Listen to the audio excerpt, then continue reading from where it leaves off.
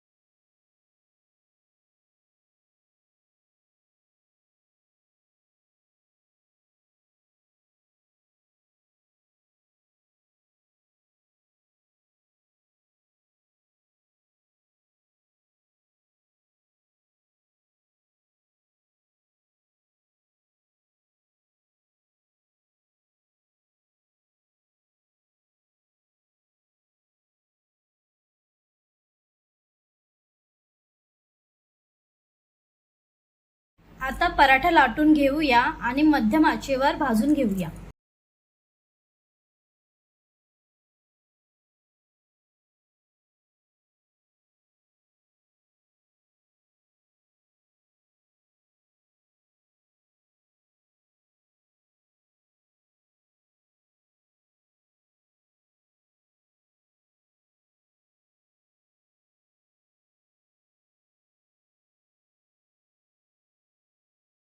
आता आपला पराठा तयार झाला आहे। दही आणि टोमॅटो केचप सोबत सर्व करूया।